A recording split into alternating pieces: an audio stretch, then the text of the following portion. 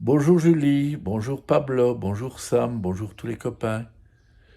Dites, vous habitez une maison ou un appartement?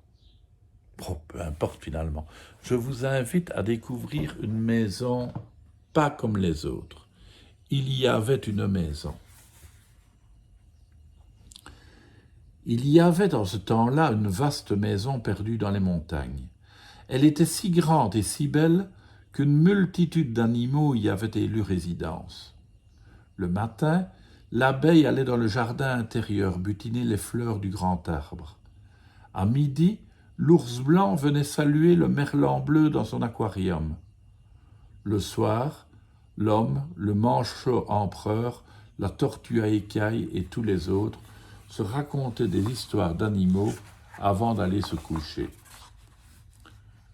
Parmi les habitants de la maison, beaucoup mangeaient des fruits. Or, l'un d'eux n'aimait que les pommes bien mûres et bien rondes, et surtout, il ne supportait pas d'y trouver des vers. Alors, pchit, pchit, il pulvérisait un produit pour les faire fuir.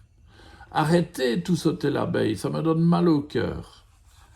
Elle s'éloignait pour prendre l'air, mais quand elle revenait, elle se remettait à tousser de plus belle. Un matin, l'orang-outan fut surpris de ne pas entendre le bourdonnement de l'abeille. « Ohé, où es-tu » Les animaux fouillèrent la maison, sans succès. L'abeille avait disparu. Ils la cherchèrent encore l'après-midi. Puis, comme l'abeille était toute petite et ne faisait pas grand bruit, ils finirent par l'oublier. Le lendemain, les activités de la maisonnée reprirent comme avant. Enfin, presque comme avant, car parmi les habitants de la maison, il y en avait un qui adorait faire pousser des fleurs dans le jardin intérieur. Le problème, c'est qu'elles avaient besoin de soleil, et le grand arbre leur faisait de l'ombre. L'habitant décida donc d'en couper les branches les plus basses. « Hé !» babouina l'orang-outan, « qu'est-ce que tu fais? C'est mon lit !» Mais l'autre n'écouta pas, et comme il y avait toujours autant d'ombre, il scia d'autres branches et encore d'autres, si bien qu'à la fin, il ne resta rien du pauvre arbre. Le lendemain matin, l'orang-outan avait disparu. Et le paradisier, un discret oiseau qui mangeait les fruits de l'arbre également. Les autres animaux s'en émurent et les cherchèrent toute la matinée. Puis, résignés, ils s'interrompirent et la vie de la maisonnée reprit comme avant. Enfin, presque comme avant, car pour faire de la place dans le jardin, l'un des habitants décida de brûler dans la cheminée les branches de l'arbre. La température de la maison se mit à monter encore et encore. « Il fait trop chaud ici » se lamentait l'ours blanc. Pour se rafraîchir, il passait ses nuits dans le jardin intérieur et ses journées dans la baignoire. Mais rien n'y faisait. Il transpirait tellement qu'il maigrissait à vue d'œil. Une nuit, l'ours blanc disparut, ainsi que le manchot empereur et le phoque marbré.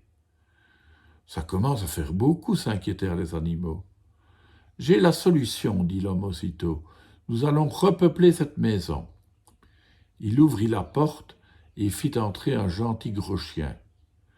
En le voyant, le bilby blêmit. « Non, pas un chien. Il n'y en a pas là d'où je viens, je ne sais pas me défendre. » Toute la journée, le chien joua à le poursuivre. Il n'était pas méchant, mais cela n'amusait pas du tout le petit marsupial.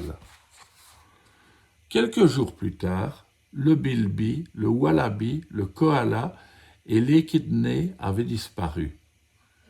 Qui seront les prochains s'alarmèrent les derniers habitants de la maison. Et ils avaient raison de s'inquiéter, car parmi eux il y en avait un qui passait ses journées à grignoter des chips et à siroter des sodas.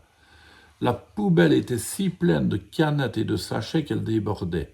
Il y avait des déchets jusque dans l'aquarium, où le merlan bleu étouffait sous les morceaux de plastique.